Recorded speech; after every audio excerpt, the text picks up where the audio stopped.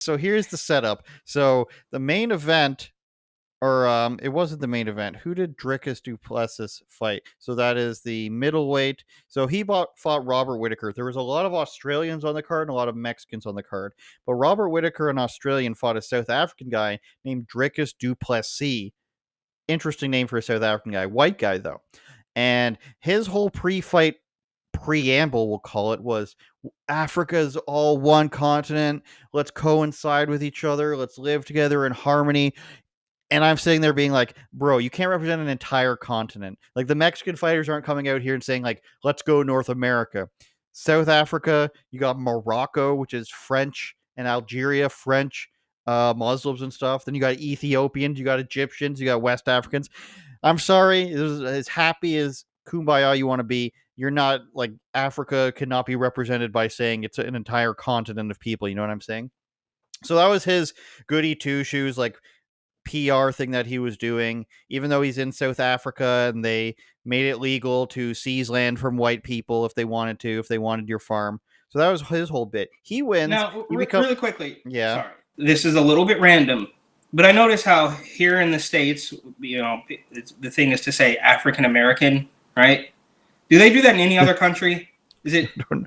They don't really do that here either.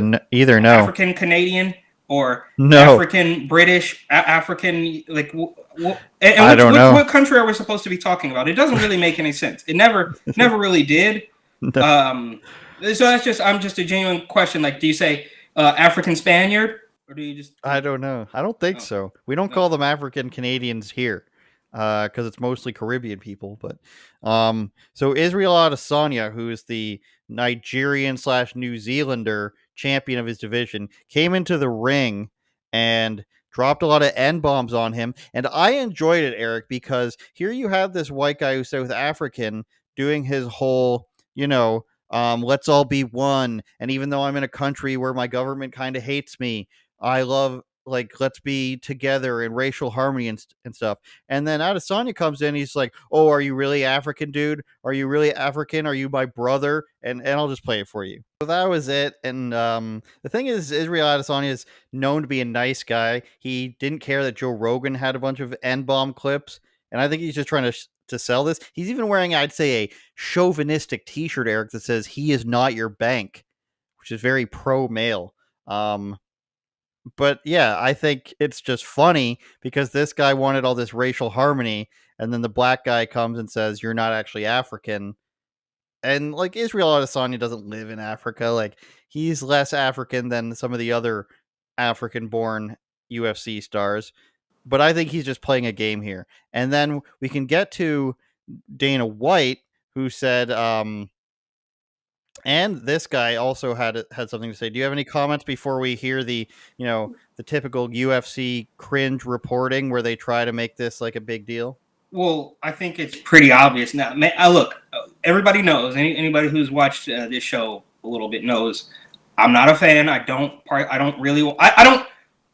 I like the guys. I like how kind of down to earth they are, and how, like, they pull no punches, and they're not weirdo puppet of Chinese people like the NBA players for the most part, right? I like that. But am I sitting down and watching you? Am I paying for any of this? Absolutely not, bro. To watch these guys kick the crap out of each other, it's just not my thing. And I know a lot of people don't like that. Everybody wants to watch that. That's fine. You could do that. And like I said, I would much rather. I wish the NBA players would act like the UFC guys. But all that said, I think it's entertainment, bro. I mean, it's entertainment. So he's getting up there. He's going to ruffle some feathers. And here we are talking about it. Everybody's talking about it. And that's part of his job. So, yeah, I mean, you have to get clicks, right? Some guys might let a black dude bang their wife and get clicks that way. Some guy might go into the ring and just start dropping N-bombs and get clicks that way. There's a whole bunch of different ways to skin a cat, which I think you're not even supposed to say anymore, according to PETA, neither here nor there. But the point is, he knows what he's doing. He's an entertainer, and mission accomplished. Well, the UFC's #1 reporter, I'm not sure. I think he works for USA Today. Can't confirm that in my mind right now, but John Morgan's his name. Let's call him super heavyweight reporter, obesity wise. And most of the time he serves up, like, the questions. He's always first. And 95% of the time he serves up the questions that he knows the UFC wants to be asked, makes them look good at his job. But here, this is the 5% where, he's cringe.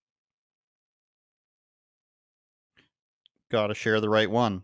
I know you say, hey, this is the fight business. People say nasty things, right? But the tension between those two and kind of the racial undertones and all those things, how do you... What were the racial undertones? Trigger says he's the real African fighter, and so, Israel dropped some N-words in there tonight. So what was the racial? Who did? Who dropped the racial? Israel was saying over and over, yeah. He's black. 50 N-bombs in there. Okay, he's black. Who gives a shit? I was going to say, so you don't have any concern about the way the build-up, the tension between those two? I could care less. This is the fight business. Israel Adesanya can say whatever he wants to say. Who gives a shit? Why are people bitching about that? Some people. Of course they are. Oh, fucking A. All right, got it. Yeah. Too fucking bad. All right. Yeah. What I think Dana was doing there is he wants him to say it.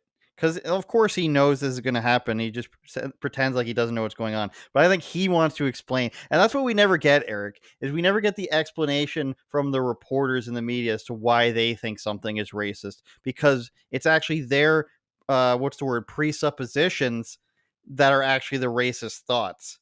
Or it's just like, I always go Australian for some reason. Oh, I have a problem with this. You must have a problem with this. He's calling him the N-word, and he's actually white, But, Dana White says he doesn't care. And that we'll get your thoughts after the South African guy with some epic music talks over this. Like a clown in there. No, that's not how a champion behaves. That's not how a man behaves. He's behaving like a child. Conduct yourself like a champion. There's people looking up to you, and you're behaving like that. If that sells tickets, good for him.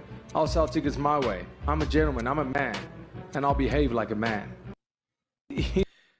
That's the thing, though, Eric. I watch this guy, and I'm just like, I cringe at your let's all love each other. And then now it's like, oh, you're behaving like a baby because you didn't adhere to my basically social justice talking points. Any thoughts? Well, look, I don't know. I didn't see his, weirdo kumbaya story or whatever he was saying before that.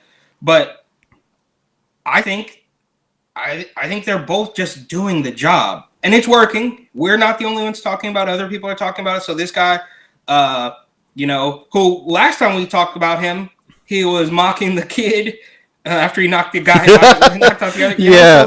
So it's like, yeah, fine. You might not like it. Other people do like it. And yeah, bro, it does sell tickets. I know his name, and I don't watch UFC. Adesanya, Israel Adesanya, whatever. Okay, so I don't really know his name. I know a little bit, but I don't know the other guy from a ham sandwich. So his system is working, and yeah, dude, fine. Go out there and do your weird social justice, one world stuff. That's fine. But as far as I think the UFC fans are concerned, it's not going to get as many clicks as just being a little bit more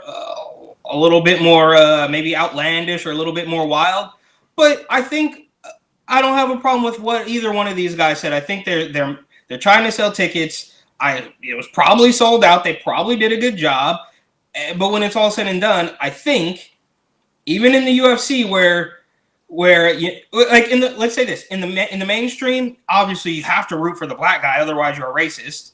But even in the UFC, the black guy is just cooler.